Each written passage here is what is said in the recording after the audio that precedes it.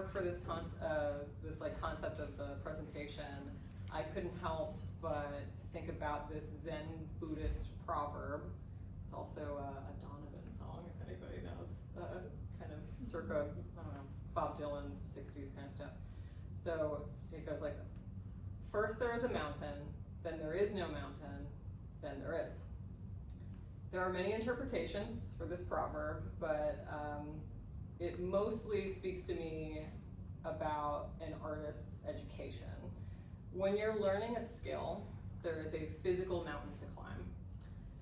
Once atop that mountain, there is no more mountain to climb. But then a theoretical mountain emerges. What do I do with this skill? So let's start with the really embarrassing stuff first. So this is my base drawing, my first drawing that I made at UCF in Drawing 1 in around 2013. I had 45 minutes to draw an elaborate still life and I totally panicked. But it was actually much worse than this. So this is just a cropping of it. This only took up about that much space on the page. So in the same exact newsprint pads that you guys are using. I was using willow charcoal. The line quality was not great, right? About 2 weeks later, I make this homework drawing of a skeleton and I was feeling pretty good about it. I felt like my line quality had improved.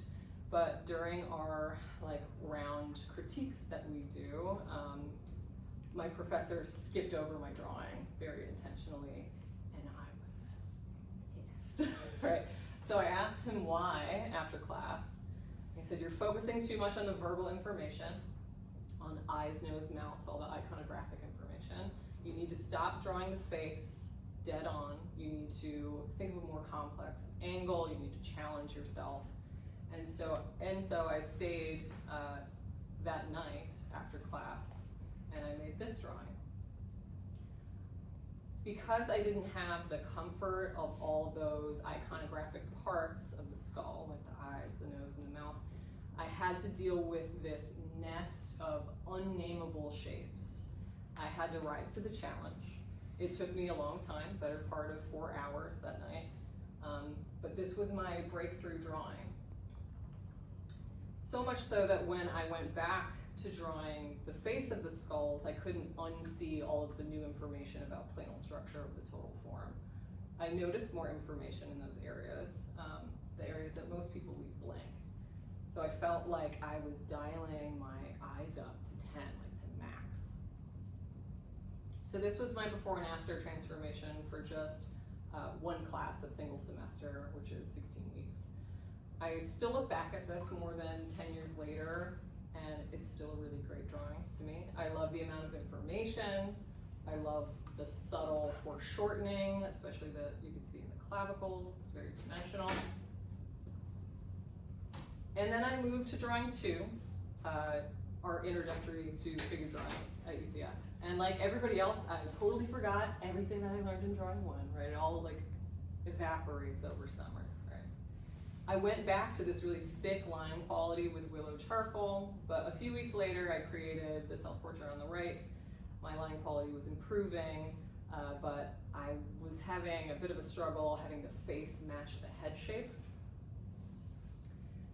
Then I created this one a few weeks later, and I wish these weren't so pixelated, but I did not know I was going to be teaching this class or any classes in the future, right? So I created this self-portrait. The face is now sitting on the head in a more proportioned way. I was using white pastel to find the major edge connecting the front of the face with the side of the head. I'm thinking a little bit more dimensionally. I even remember rubbing my face with coconut oil before setting up this portrait so that I could see more exaggerated highlights. So I started to care a lot more about the setup to give myself the best possible chance for a successful drawing. Then I moved on to doing 2 mirror self-portraits so that I could get new angles on myself. So this allows an artist the clarifying experience of looking at themselves as if they're a stranger in a crowd. It can make the most familiar thing to you, yourself, look a little less familiar, which forces you to look a lot harder. I do a couple of these 2 mirror self-portraits, and this was the result. So here's my before and after for drawing 2, yet again just a single semester's worth of improvement, so 16 weeks. In 2016, I decided to go to grad school, which is a lot like putting your brain, your professor's brains, and your entire cohort's brains all into a giant blender and just like pureeing them all together to see what comes out. That's what it feels like anyway. So this was a 3-year program. Some programs are only 2 years. I created more artwork than I ever had in my life, some aligning with my mentality, but others not so much. But regardless, grad school can be an incredibly useful experience to find out who you are as an artist. In both my undergraduate BFA work and the beginning of my master's thesis body of work, I mostly use pastel because I really love the immediacy of them. I really taught myself how to use color through pastel. Plus, I didn't have to wash any brushes, as we were talking about earlier in my demo, or wait for anything to dry. So I could react faster to what was on the surface. This, I think, allowed me to kind of age in dog years, right? I got a lot under my belt really quickly. But there was a problem. Pastels were making me very ill at the time. I was doing too many paintings. Even with a respirator, I was getting repeated upper respiratory infections, ear infections, and even pink eye from the sheer amount of fallout I was experiencing. So I did have to put this medium away for a long time, which really broke my heart because I love chalk. But it gave me an opportunity to learn something new. So I leaned on acrylic paint for much of grad school, but I never really loved the plasticky quality of it very much. But it was oil paint that I would venture into next. So after receiving my master's in 2019, I wanted to give myself a goal to keep my art making moving forward with purpose. So I chose a really big hero of mine, a big art history hero, Lucian Freud, right? I'm sure I saw the Lucian Freud book in your office, so I'm sure that you've been showing people his work as well. So I was looking at other figurative artists at the time as well. I really love Paul Arago, I love Egon Schiele. I was looking a lot at hyper-realist sculptor Ron Mueck. But Freud was this undeniable titan to me. And it had a good relationship with what we were doing in the classroom anyway, because he was painting for models, right? So my goal after grad school was to get as close to that laser eye, a Freudian laser eye as I possibly could. So my gut reaction to creating anything has always been figurative, right? I'm always interested in the existential relevance of a body, whether it be animal or human. So these are mine. Okay, pastel bridged the gap between drawing and painting for me, so I felt that it was just time to go into paint, so I chose oil paint, which I was always really intrigued and intimidated by. I really enjoyed the fleshiness of oil, but I did have to slow down in comparison to pastels, drying time and all that kind of stuff, to achieve the same kind of structure. I also decided to scale my work down quite a bit, which went with the intimate nature of the subject matter. I felt that if I made the works larger, right, the scale of the imperfections would tempt me to exhaust the piece, filling it with information where I could not see it. So this is only a foot by 18 inches. I think everyone kind of has that sweet spot where just the scale jives with their eye and just the way they move their hand or the way they move their arm to make work. I feel like some people struggle with making larger works, or vice versa, they struggle with making really small works. So experiment a lot and find a scale that works for you. Furthering my pursuit of Freud, I aimed to tighten up even more on the figures, so sometimes I would switch to black and white. This helped me to narrow my focus on the form, so there was less to juggle. I didn't have to worry about color. At this time, I was relying heavily on photographic reference, but I was never beholden to one photograph. So my process involved taking hundreds of photos per session. I even got one of those little clickers for this one so I could keep diving into the trash bags. So yeah, I would take hundreds and hundreds of photos. Then I would narrow it down to like 10 or 5 that I found particularly interesting, and I would hodgepodge them together, kind of photoshopping in real life, and just surround myself with the images. I'd be like, oh, I like the leg from that one, I like the facial expression from that one, I like the bags here, I like the lighting from that one. So yeah, this allowed me to have more choice than just, going off of an individual photograph, which can be fairly boring. I believe that the closest I got to Freud was the creation of this painting. Okay. So this painting is the tightest painting I think I've ever made. I maintained the structure of drawing. This is also perhaps the closest to achieving local color, the actual color of the objects, that I'm capable of, as I tend to exaggerate. If you guys saw the pastel painting demo earlier, you know that I tend to go for like more of a focused palette naturally. After completing this piece, I felt that I had really reached the top of something. Some skill building mountain that I had set out to conquer, and it felt very self-affirming. But like a real mountain, I felt that once I was at the top of it, the goal was achieved. I needed a new mountain to climb. So I realized something. My favorite areas of all of these smaller oil paintings were where they departed from the reference material the most. So perhaps like a foot would go out of scale and get like way too big. So I'd be like fascinated by that. Usually the areas where something kind of went wrong, I was interested in. So this started to teach me that over-planning wasn't necessarily the answer for art. Happy accidents are important for the process and can greatly help the subjectivity of the piece. So it took a while for this realization to sink in. This piece helped me to understand that I was done with this process that relied so heavily on photography. I love the composition. I like the balance of the warm and the cold tones in the skin. I like the shadows. I feel like they're very alive. But the process of making work this way from photographs was becoming too restrictive. I was craving more happy accidents. I wanted to take bigger risks. I didn't want to know what the piece was going to look like at all, right? When I started making it, I want more mystery in the process. I believe that this is when that theoretical mountain started kind of forming above my head. I kept thinking back to this specific drawing.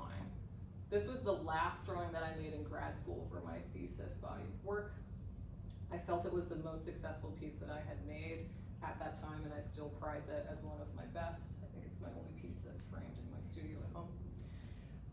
It was drawn from reference, like all of my pieces were at that time, but I do remember greatly exaggerating the angle and the length of the arm. It added to the composition. It aided the expression. So I felt the exaggeration was needed. In addition to exaggerating the anatomy, I also departed from the reference by totally inventing the shadow. I hadn't drawn from my imagination in such a long time, but seeing a combination of reference and imagination together on one page excited me in a way that I didn't fully understand at the time. I just remember saying to myself, barely touch it, over and over again as a sort of mantra as I was creating this drawing. I think this piece balances idea and execution. The pose gives a subtle narrative. The quality of the actual mark making is very clear, but it's not stiff. It's not finished the same way all the way around. It clarifies in some areas and then it totally evaporates. Looking back, I see myself coming out of grad school forever changed. There is investigation, there is fragility, there's judgment, there's mortality. I see unintended biblical symbolism that I embrace, a lot like Caravaggio's incredulity of St. Thomas with the rib. I somehow did not notice this as I was making the drawing, but after backing away, it did remind me a bit of like the Stations of the Cross, probably some of the earliest figurative artworks that I was exposed to as a child who was growing up in the Catholic Church. So the idea of suffering for your goals, art in general, martyrdom and art all mixed together. So in response to loving this drawing so much, I started dipping my toe back into my imagination. I cannot remember a time that I was not drawing. I'm 18 months old in this picture. Some of my earliest memories consist of filling yellow pieces of paper with little faces. These were the yellow log books for my dad's limousine business in Mattawan, New Jersey. They would fill up all the log books. All the drivers would like sign in, sign out, and then you have a complete log book. They would just hand it off to me, and I would just cover it, right, front to back. Okay.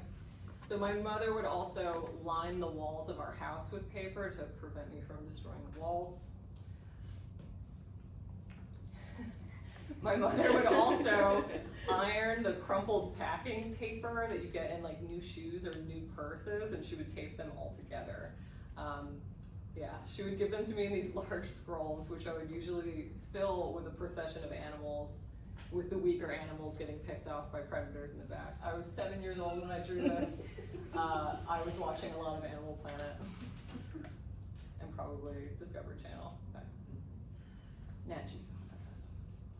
Okay, so I had drawn from my imagination consistently for my entire childhood, but I consciously put it away for the most part when I went to college in an effort to skill build. You guys are probably at a similar point. I wanted to learn from reality as much as possible to make what came from my imagination more convincing. So here I was, 28 years old at the time, just out of grad school, trying to jump back into my imagination. I kind of weaned myself off of my usual sources. I was being a chicken, right? So for instance, in this drawing, I did start out with photographic reference, and then I started kind of animating the pose in space. I would invent little echoes of what came before or what came after. Doing this just proved to myself that it was time to just dive in already. What was I afraid of? So on that same day, I created this drawing purely from my imagination, no reference at all, just paper, pencil, and my dining room table. And it felt so good to not have to have a laptop open or my phone, any printed pages around me, just blank paper to respond to. So not only that, I felt that the outcome wasn't too different from what I could achieve with reference, and that made me really excited. Additionally, I loved the malleability. As long as I drew light enough, I could change my mind about anything. The dog became a goat, and I was not planning that, and it just kind of manifested, and I committed to it. I could now surprise myself, I could make myself laugh, which is the ultimate joy, right? I didn't know what it was gonna look like anymore. At this point, my studio just started to explode with these really fast, intuitive drawings purely from imagination, no reference whatsoever. For graphic interest, I limited myself to just red, black, colored pencils, and a little bit of white pastel. I think it's important when you're learning something new, don't overwhelm yourself with too many choices, right? So I limited myself. I was still testing my ability to create plausible figures from my imagination, so this was incredibly important for me to just simplify my tools in that way. I was teaching the anatomy class, intermediate drawing at UCF at the time, so I felt, I know my alphabet, and I can use those letters to create words and sentences and poems. It doesn't have to make perfect sense anymore. I knew the building blocks. I was also interested in contorting these figures. I was really enjoying the freedom of creating things that could be more emotionally accurate and less visually representational, but still skillfully done. I was going through a really difficult time personally.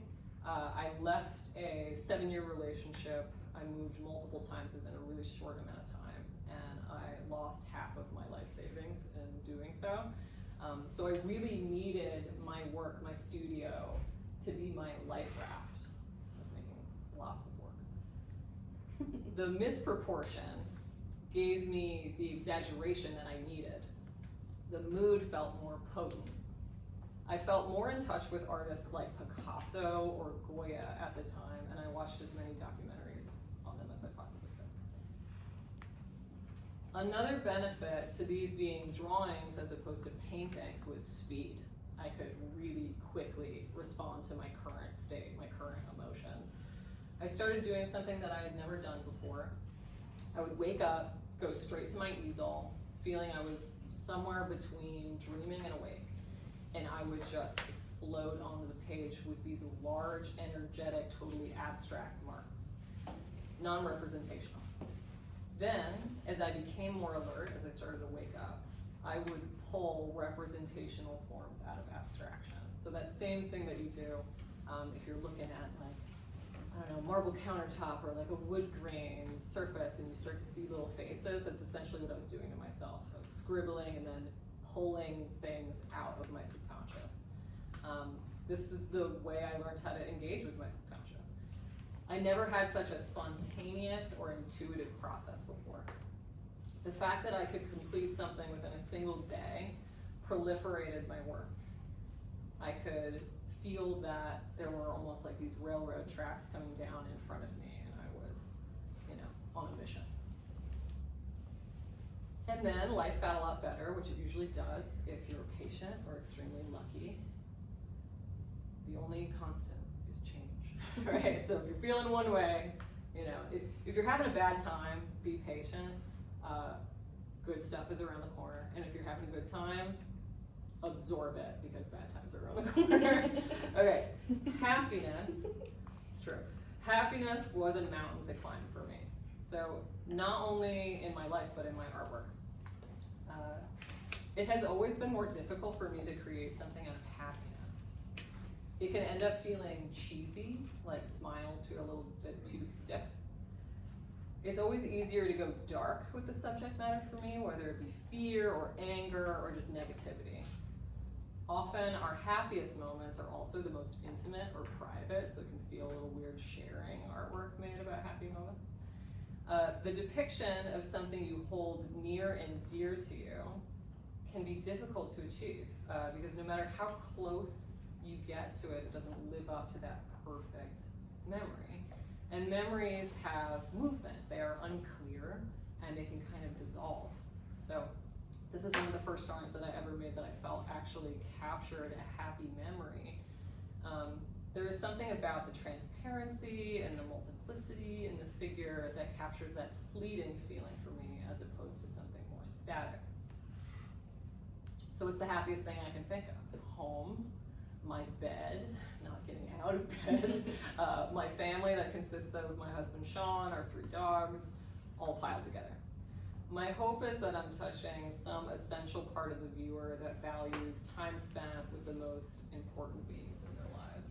And these are still just drawn from imagination. It's really fun to do like a memory drawing of somebody's face that you know really well, especially your own. I feel like I always accidentally do a self-portrait no matter who I'm drawing, and I gotta prevent myself from drawing myself. But if you know somebody really well, it's fun to try to remember their face.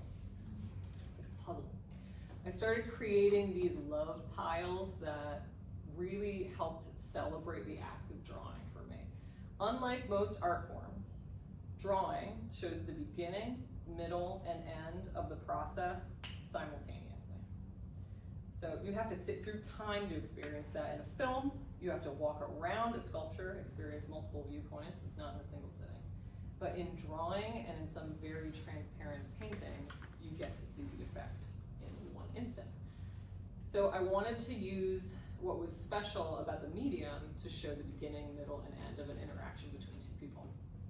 At this point, I felt that I had really climbed some mountains, seriously. I was now drawing from my imagination, and I had like angels and devils at my disposal. I could make dark stuff, I could make happy stuff, but I was not venturing into invented color yet. This was a very important piece for me. So I dipped my toe into color. I allowed myself a yellow and a green colored pencil to join, right? I began to learn that if you don't want something to look added on or unnecessary in your drawing, get it onto the paper as soon as you can, okay? This way it will look like it actually belongs there and it didn't just like show up late to the party, right? It'll stick out like a sore thumb if you just tack something on at the end. So I wanted color, so I had to start putting it in at the beginning of my process. So So giving color as much transparency and flexibility as the figures was a breakthrough for me. Then the color really started taking off. Nature started finding its way into the work as a logical vessel for color, and it manifested this kind of honeymoon period, Garden of Eden situation. With colored pencils, I felt that I kind of regained the speed and the range I loved so much with pastel pencils, pastel painting.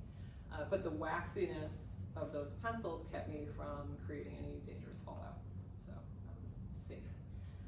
I think the association with children's artwork kept me from thinking of using colored pencils in the past, but I felt I could command them in a different way by maintaining transparency. Plus, the very carnal nature of the images I was making kind of prevents the association. Or conversely, it adds dissonance between them, so it's kind of funny to use like Crayola products to make images like this. Are you really using Crayola pencils? I have gravitated towards woodless colored pencils. Yeah, that's what I thought. Okay. Those are my favorite. The only problem is if you drop them, they explode. Yeah.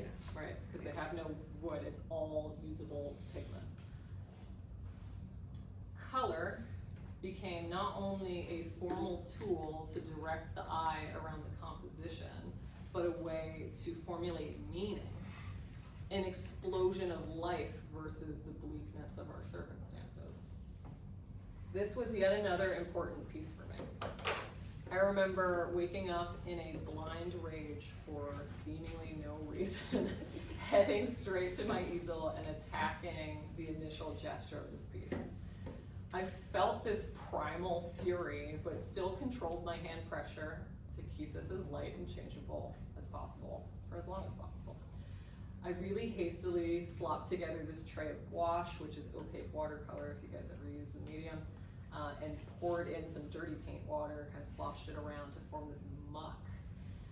But then I took care to streak across the muck, streak across the paper with this muck, balancing emotion and execution. So even though I was angry, I wasn't being sloppy about this. Having this deadly, muddy void eating into my transparent, colorful drawing gave this piece the feeling that I had in my mind. I soon created another piece in this vein. This piece, I believe, may be one of my clearest when it comes to meaning or narrative, but there is still so much to investigate and associate. It contains many timeless elements: family, nature, love, a dwelling, obstacles, and this ancient animal spirit. I feel these elements help to connect the lives of people in the present with essential human feelings felt throughout time. Among other things, I am processing the simultaneous desire and fear of motherhood. I prematurely feel my protective instinct. I do not have children. Perhaps not for a literal child, but for my choice or my ability to have one. I see connections to our current political and economic situation, but also antiquitous images or even prehistoric. I also see the preciousness of nature, flora and fauna, as this kind of island of life in an otherwise lifeless plane. I came to think of these drawings as like the erosion of the Garden of Eden. So waking up from a dream and being thrown into survival mode. A combination of intimate personal joy, nature, wildness, the essential parts of our animalistic selves, everything in our brainstem, versus the threats of the outside world, the times we live in, what we can afford, the systems we're born into, and our powerlessness. Beyond my personal feelings, I was influenced by artists like Wangechi Mutu. You guys gotta check Wangechi Mutu out. Movies like Princess Mononoke and Nausicaa were coming to mind, as well as books like the Southern Reach series by Jeff Vandermeer. Those are some amazing sci-fi novels dealing with nature. And Bluebeard by Kurt Vonnegut. Artists need to read Bluebeard by Kurt Vonnegut. Absolutely mandatory. With each additional piece, I felt that I was exploring this kind of panorama of this wasteland in my mind. The imagery was pitching much darker now, both in pigment and in subject matter. My love of post-apocalyptic science fiction came into play, as well as my anatomical interests. I was excited by synthesizing the human form into just something else, something otherworldly. Among other things, I was thinking of the works of H.R. Geiger, right? So if you guys know like the Alien series, movies, right? But I was trying to take his work and warm it up a little bit and strip it of its merchandised slickness. I was thinking back to a book I read as a child called The Wish Giver, which terrified me because of a particular passage where a girl's foolish wish transforms a man into a tree. I could not stop thinking about the image that I got in my head from that book. So I started looking back at works from my past. So I would look back and I would try to find pieces that I still felt were compelling for some reason, maybe just compositionally, maybe I liked the pose, and I would inject them back into my studio practice in new ways. So I was essentially terraforming over my old pieces, which is a great thing to do. If you start making enough artwork, art begets art. You can kind of be the snake eating its own tail. You can reference yourself, which is really fun, because you don't feel like you're cheating. It doesn't feel like you're ripping anybody off. Okay, this piece, titled The Mushroom Woman, was made in response to the dark backgrounds that were present in all of the other pieces. So I wanted to flip it and do washes of muddy gouache inside of the figure, kind of terraform the figure, treat the figure as the ground, and give them a lot lighter of a setting. I was wondering what happens to the figures in my wasteland once they're kind of consumed by the landscape, which is yet another effect that Jeff Vandermeer's Southern Reach series books had on me. It's kind of what those books are all about. There is also this strange spiritual set of scales at the top of this piece with the spirit of a carnivore and the spirit of a herbivore chewing into the head of this figure, which I only realized while I was making this presentation. It might be because they're not sure, because I'm not sure, if she's an animal or a mineral at this point, right? Because she's both landscape and figure. Weird subconscious stuff going on. Dark comedy became another note in this Wasteland series, like conversations between these like Bullwinkle-looking hangman and a woman that became a tree. I don't know what they're saying to one another, but I feel like neither one of them wanted to be in this predicament. This one feels very folksy to me. I could imagine this as some strange American tale, or like a Woody Guthrie or Bob Dylan song. The tree started out as a figure, but I wasn't happy with the outcome. So the verticality lent itself to becoming a tree. I feel like that usually happens. If I draw a figure that's standing up, I'm like, I don't like you. I'm like, you're a tree now. Just, I don't know why. It's probably because my family calls me tree instead of Theresa. I have this weird thing in my head that I'm like, back to the earth. I don't know. It'll full circle. I will become dirt, you know, and then that will become a tree. And what started out as a specter floating in space found itself so close to a tree that something as simple as an accidental vertical line that I made suddenly started becoming a rope, giving the two context. So now, by way of just the process of shifting and changing the drawing, random elements could be taken into the landscape or given new narratives without me planning on it at all. This series started to be guided by these words, which somebody said to me in an art opening. These are like illustrations to a book that will never be written. I really liked that phrasing. So I started borrowing from Jackson Pollock, which I never thought I would do, by letting gravity, nature, start the flowers in this piece. I felt it was only right that nature should have some kind of say in making flowers. That seems fair. Dripping paint and then manipulating it with additional drops of water or other pigments, allowing them to dry, and then coming back in with colored pencils to really form those flowers was my method. So now I was referencing older poses of mine, I was drawing from my imagination, and using simple physics as a way of loosening up. Right? When I'm feeling particular existential dread, I look to nature. I like to look at dead leaves at the bottom of a tree. So the dead leaves bring nutrients back to the tree and allow the tree to make more leaves. So maybe we're all just leaves waiting to become more leaves. A positive spin on a scary thought. I have always admired processes where nature and the artists have a partnership, like in ceramics or printmaking, right, where you don't have total control. I wanted something that had the effect of giving up the work to the kiln, right, giving up the work to the electricity bath or the acid bath, something to take the work away from me. So I pooled up lots of very liquidy gouache onto a page, poured it on there, and then I would move the paper until I got the main structure of this image. I thought I would be able to move it or swirl it around for a little bit, but the paint moved so much faster than I anticipated. I virtually had no control over this.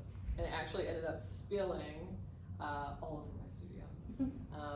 But I let it dry, and then I pulled this image out with my colored pencils. So this was another way that I could work closely with my subconscious, basically doing a Rorschach test for myself. Perhaps because of the really fast movement of the liquid paint, the tree was imbued with so much human gesture that it really satisfied my figurative nature, my figurative cravings. The tree looked like it was running away from something, and so I added a catalyst, the fire. At first, I was thinking, just compositionally, I needed something winding through the rest of the negative space, maybe a spirit, something like that. But then it simply made sense to make this tree uproot itself to escape the threat of a fire whose smoke was snaking through the composition.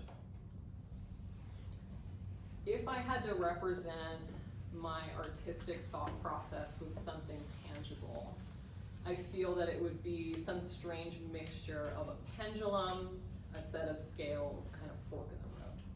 Okay. The pendulum is like momentum, the scales are balance, and the fork in the road is choice. It's important to note that I'm going on this path one step at a time, not knowing where it is leading. I'm reaching and reacting in the moment. I often don't know the meaning or the significance of a piece as I'm working on it. It takes a bit of backing up and the passage of time for me to realize any patterns or undertones. And so sometimes I have to swim upstream and react to something I made weeks or even years ago, just because it took me that long to realize that it was significant. There are so many things that you can branch off from in response to, so many different paths. So I often imagine siblings of a piece. So if I make a piece I really love, I'm like, okay, I need to give it siblings. Not a twin, nothing identical, but siblings. What will the siblings look like, right? You can think about this. Think about the best drawing you made this semester. Give it some siblings. Might have similar elements, but they're not identical. Should I explore the color more? Should I explore the composition more, the subject matter? Sometimes I think in opposites, so the pendulum might swing back and forth from one extreme to another. It could be as simple as I make a drawing and it turns out a little too light for my liking, so I'll come in and respond with something a little bit more weighted, with more contrast and earthiness for the next one to kind of counterbalance. Or perhaps the subject matter wavers from deeply personal, almost autobiographical, to something more metaphorical, something more allegorical, or something totally detached, just a random thing that I did in my studio and I don't know why it happened, right? After all, artists are people driven by the tension between the desire to communicate and the desire to hide, right? We're communicating visually, we're not telling people exactly how we're feeling or what we're thinking about. There's a little bit of a screen there, right? So sometimes I feel like sharing, other times I just feel like playing around, right? And they're all good, they're all invited. Even though I don't strictly plan out my pieces, I still get inspiration or sparks, as I like to say. So a spark can come from a fleeting feeling that's hard for me to describe with words. This one is more like cute aggression, somewhere in that kind of a feeling, right? You ever want to hug someone, but you also kind of want to bite them, right? Just a weird feeling that's hard to describe. They may be inspired by my travels, hearing unforgettable stories from people. Like this one in the center was inspired by my trip to South Africa and hearing the really sad story that my husband's grandmother told me about how she came about adopting a pet baboon when she was a little girl. So stories that I can't forget, that kind of ruminate in my head. I gotta like purge them out by drawing.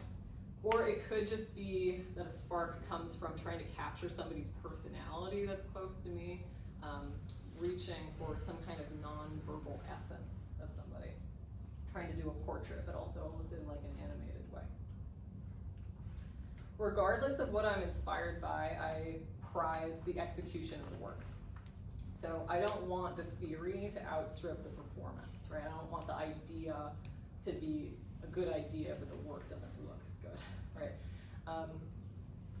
Skill utilizes training, right? Experience and knowledge.